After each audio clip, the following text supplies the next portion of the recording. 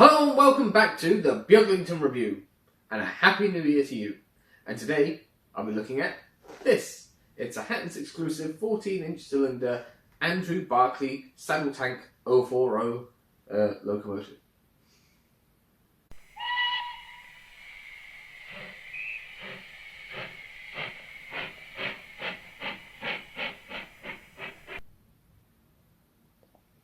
So yes, this is one of the exclusive Hattons Andrew Barclay tanks, and as you can see, well, as you can't see into the box because they're quite robust.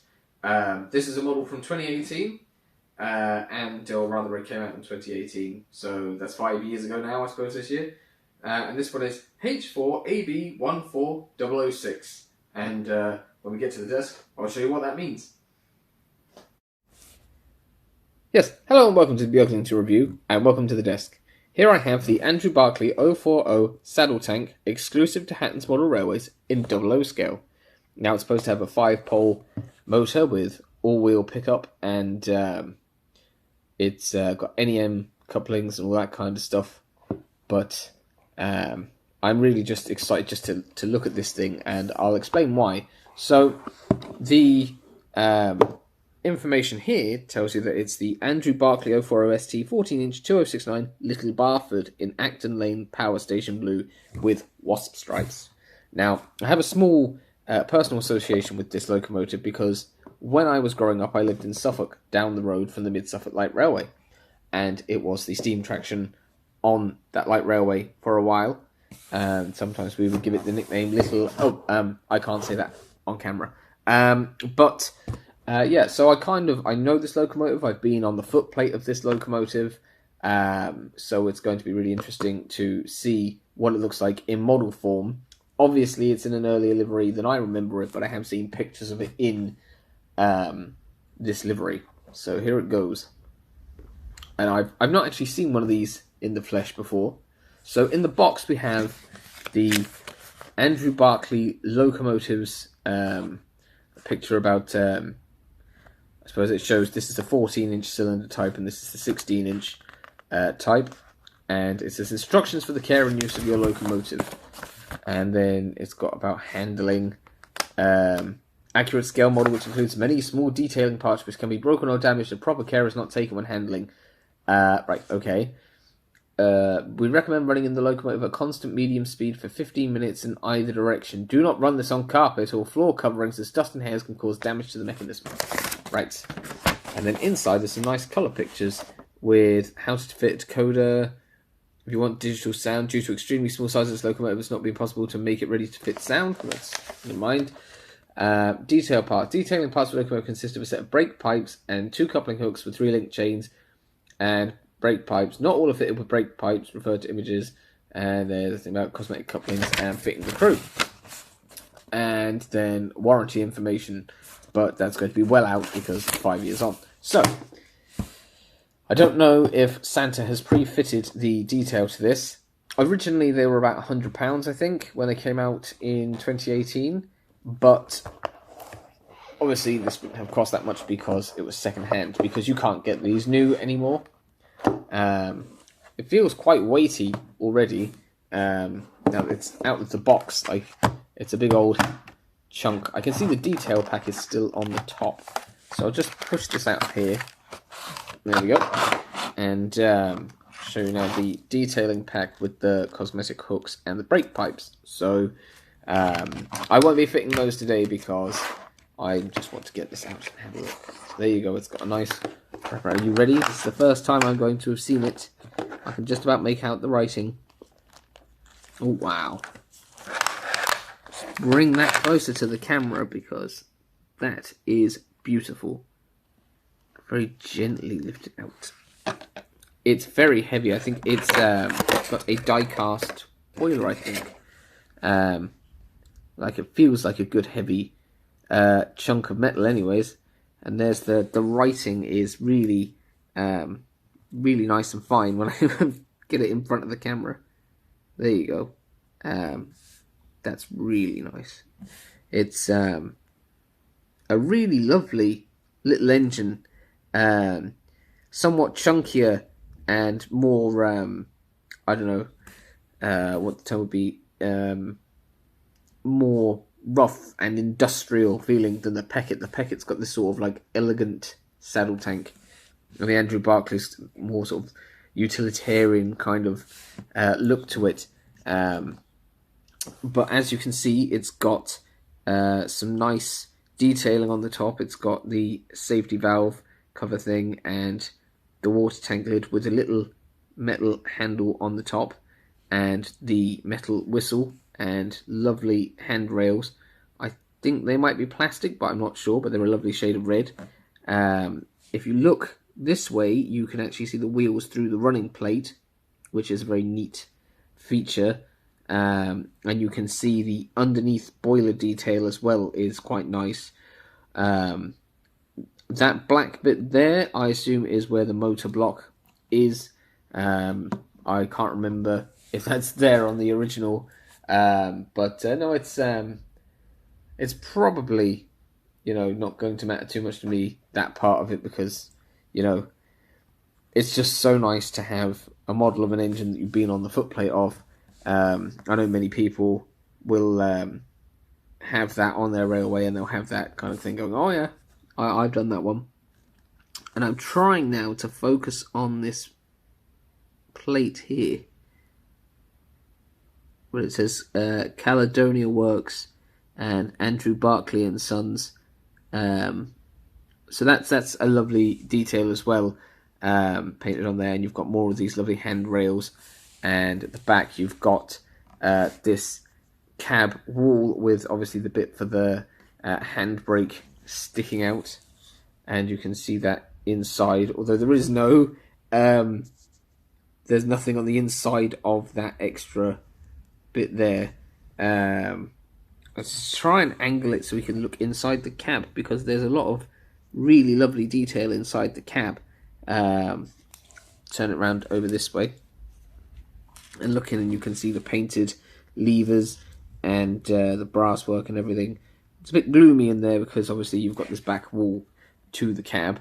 The detailing underneath the running board is quite nice, or the running plate even. It's again nice, chunky. The red rods and the red wheels are very nice, and you've got obviously, I think it's the sand boxes, and the front's got this lovely sort of chevron finish, and you've got these lovely little red kind of sort of, I don't know, like stanchion things or whatever, probably for holding on to as you're climbing up the steps. And then you can see the cylinders as well there. So I've gone out of focus again. There we go. So it's a lovely looking locomotive, and I'm just wondering how well it's going to run. I should check and see. The wheels look fairly clean. They don't look like they've had that much running. It's nice and neat looking underneath. It looks like they followed the advice of not running it on the carpet or the floor. The only problem I have is that because the cat likes to climb on the layout and just exists in general, there's a lot of fluff and stuff in the air, so I have to try and keep the layout clean of that, which is nearly impossible anyways, so it probably wouldn't make much difference. But there's no carpet in this house anyways. So the locomotive itself was built by Andrew Barclay in 1939 and was delivered to Little Barford Power Station, and that's near St Neots, I think it said, where I read that. In 1964, it moved to Beaglington Power Station, and then it only stayed there until the next year, where it moved to Acton Lane, where this livery is from, and it stayed there until the 1980s. And then after that, it went sort of around the place in preservation. So it went to Weeting, it went to the Foxfield Railway, it went to the Manchester Museum of Science and Industry, and then it was also at the Mid-Suffolk Light Railway, where I know it from. And then it was also on static display at the Weeting Steam Engine Rally and County Show. And then as of the summer of 2020, it was somewhere called the Fengate Agricultural Light Railway, and was working there. But I actually haven't heard of the Fengate Agricultural Light Railway, so I think I'm going to have to look up that and see what that is. But yeah, so that's just a little bit about the locomotive. And now we shall go and see how well it runs and see what its haulage is like, I suppose.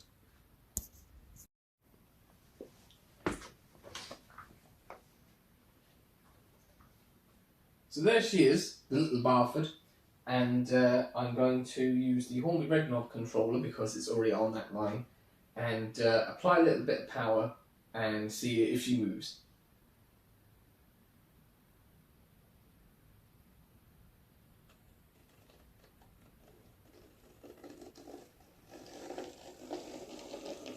A bit stuttery there. It's quite cold in here, and I imagine this has been in the box for a while. Push it back that way. Apply a bit more power. Nothing yet.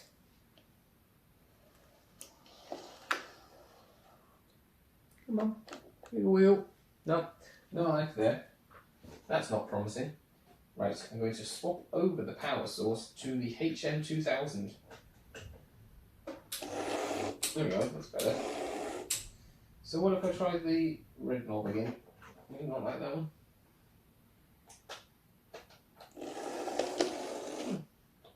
I don't know, what's up with that? Just stall a bit.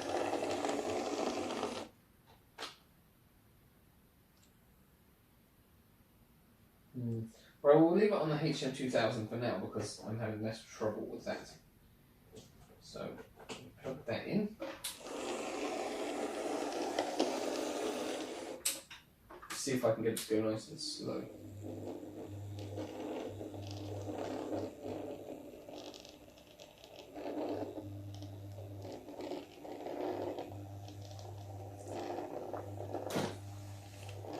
Well, I mean, that's not too bad. A bit noisy, but you know, it's going quite slowly. So I'll just set it to go at half speed now. Okay, so there she goes at half speed. I'm going to leave that now to run in for a while, and then I'll come back, I'll see how she runs through the points, and then I'll see how she does with a bit of a haulage test. Right, well, it's been more than 15 minutes now of running in, so I'm going to slow that down now to a stop, and I'm going to bring the camera around and put it through the points test. But it's very stormy out now, so it will be weather dependent because I don't know if the power's going to go off. So yes, let's get to that. So here we are at the back of the layout, ready to do the points test. Now remember, these are just train set track pieces with plastic insole frogs, just your usual train set setup in an S-bend. So I'm going to test it now. Here comes little Barford ready to go over. So first I'm going to drive it slowly over the points on the straight. Yep, no issues there. What about backwards? Can I go even slower over them? Oh yes, the slow speed after the running in, I should say, is much improved and much smoother sounding. Well, I did notice though that when it goes over the fish plates, it makes a sort of clickety-clack sound as well at speed. So now we're going to slowly go through, and this is just normal, straight through, no issues there. Back that way, and we'll go nice and slowly now through the S-bend. Should have no trouble because it's a short wheelbase 0-4-0 tank locomotive. Yeah, see, perfect. Right, so we're going to test it with some rolling stock. First off, we're going to try an Oxford rail wagon, which has a modern tension lock coupler. Couples up perfect, as you'd expect. And this is the first Hattons locomotive that I've had to try as well, so I'm glad to see that the quality is quite high. I'd love to get a P-class one day and try that out, but here we go. Modern tension locks going into the siding. No issue there. And out again. Yeah, right. Let's try it with a few different things now. I've got a Mid-Suffolk Light Railway Hornby van to try it with. Actually, I should let it couple up itself and see. Yep, perfect. Just to make sure that we're doing things properly. There we go, slowly through here. Now the MSLR van is incredibly light, fine axles, so I'm not that surprised if it comes off here because of the couplings then pushing it off. Because some stuff just won't do this test. No, let's see. And I'd say if I were to uncouple this lightweight wagon here and put that there, couple these all up, I'd probably get the same result. Yeah, see? But we could try it with a mainline coupling on this brake van and see.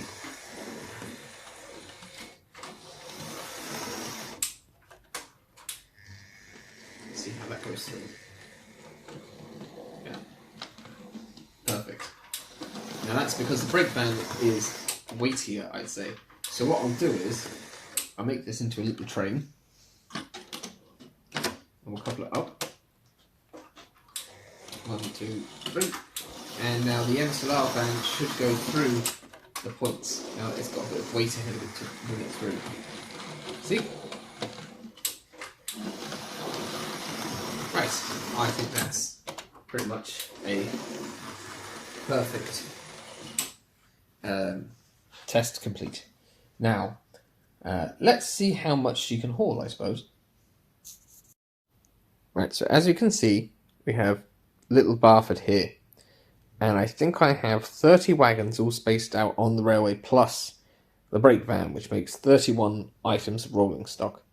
So I'm going to reverse little Barford and see if I can get it to couple up to all of these, and then I shall drive it forwards, and if it can handle all of those all coupled together, I'll add a couple more and just see how well it pulls them.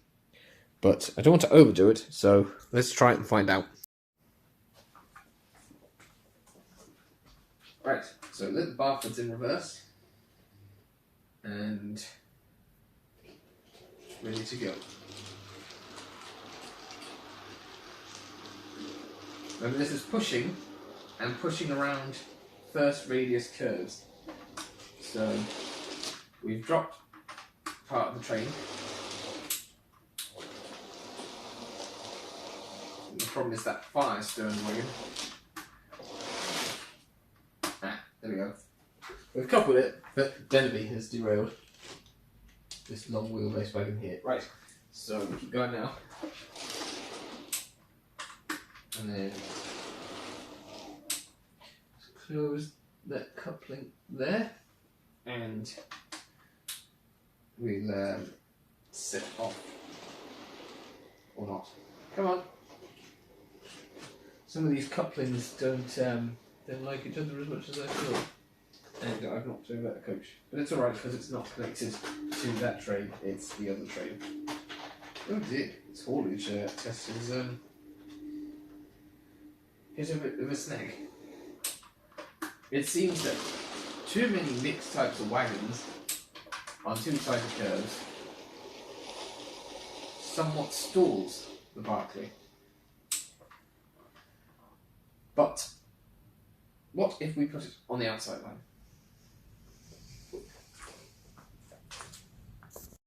I'd also like to point out this is 23 wagons on half power, and it's pulling it fine around first radius, but I'm going to see if it can pull more on the third. Okay, so I found the limit of what would just about move, and it's 26 wagons of mixed axle types and coupling types, and that's where it just grinds to a halt. But, you know, that's fine. It's still trying. Look at the torque it's got. It's going, yes, I can do it. But I don't want to burn out the motor, so I'm going to stop it there and give it a slightly more realistic train, because it's never going to be pulling that much on this railway.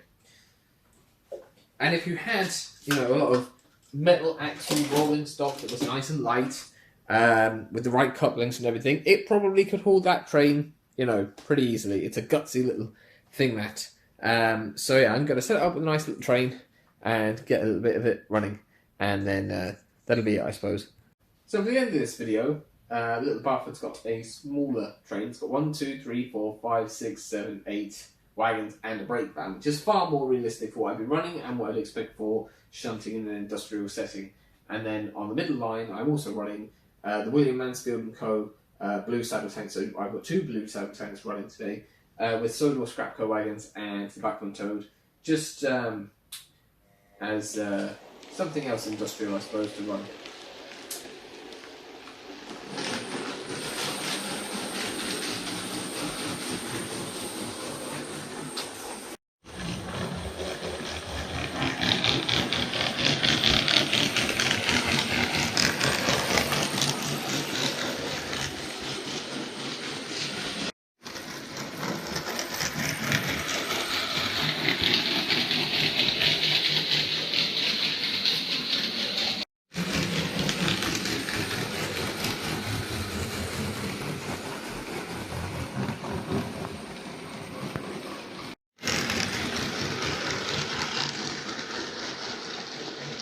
While the power's out, I've decided to go and just bring in a few things for size comparison, using these 3 lines. So we have little Barford here, and then in size comparison, here is the Peckett. And you can see that they are, you know, they're a fairly similar size, really. And I suppose it'll be interesting to see whether the size of the Dapol 0-4-0 that's coming out soon, how similar that will be. But then also, in comparison, I have the Ruston. And if I line up their back buffer beams, you'll see the difference in size. So again, an aerial view just there to show you. So these are all, you know, very small engines, and I have to say the Peckett and the Barclay look lovely side by side. So anyways, hopefully the power will come back on and we can resume.